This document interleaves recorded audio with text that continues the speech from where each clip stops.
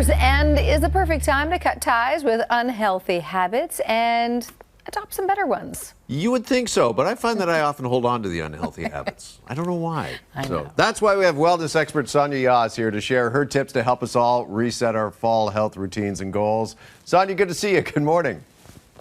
Good morning. How are you? We're good. We're well, thank you. And first up, Good. You say when it comes to kind of resetting things for the fall, we need to start with a plan? We need to start with a plan. It is so key. You know, how often do you hear people say, I just want to lose weight, or I just want to gain muscle mass? Making generic statements like these can feel exciting and empowering in the beginning. But what you find is if you don't get specific about making a plan and actually setting goals, you start to just dwindle along the way. There isn't anything for you to actually stay accountable towards and to measure yourself against. And very quickly, we fall prey to the emotions, which are often not kind, and we fall off the wagon. So my first piece of advice is have a plan and set some goals.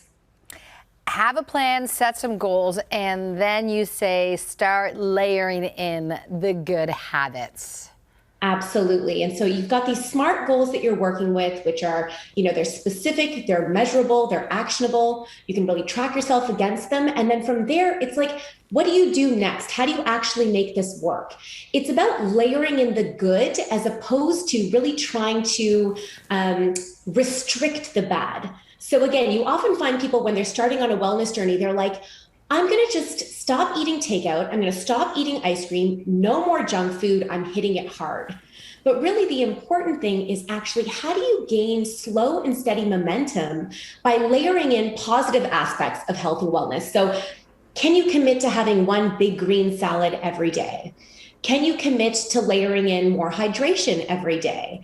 And these small, attainable, good pieces of the equation actually allow you to build that positive momentum that allow you then to want to actually let go of some of those bad habits. So it's about layering in good as opposed to trying to take away the bad, if that makes any sense. Do you know what I mean?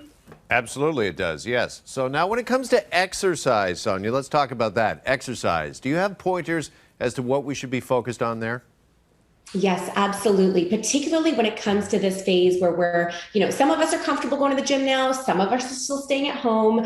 I think it's important that regardless of where you are working those large muscle groups. So I'm talking about things like chest, back, legs, glutes, the core. You really want to be working those large muscle groups because that's what's going to really elevate the metabolism so that you can burn more calories at rest, even when you're watching Netflix. So think about moves like push-ups, squats, lunges, planks. These are all great moves that you can do from the comfort of your own home without any equipment to really build up that strength with those large muscles.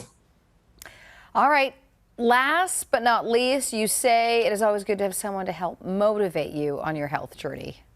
Absolutely. I mean, I think we're coming up to like 5 days of severe rain here in Toronto. And I don't know about you, but when it's raining and miserable, you can't get me out of bed. I just want to fetal position. And this is where it can really help to have someone on the journey with you.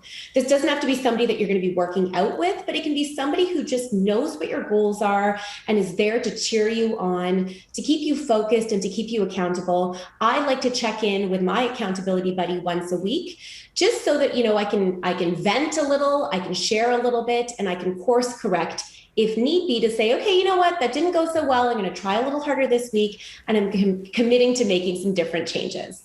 Okay, Sonia, you put it out there. I need to know who is your accountability buddy? It's one of my best friends. It is one of my best friends. Her name is Ritu Basine. We meet every Tuesday, and we hash out where we are on our progress. Okay. See, I was shocked it's not Carolyn. Carolyn's my accountability buddy, and you know I'm not. No. We could be a little accountability trio if we needed to. I'm down for it. Yeah. You guys will cut me out of this equation so quickly. He knows how I got to work on keeping people accountable. It may take more than the three of us. What do they say? It takes a village, right? It sure does. Sonia Jhas. Sonia, great to see you as always. Thanks so much. Great to see you. Thanks so much, and happy fall.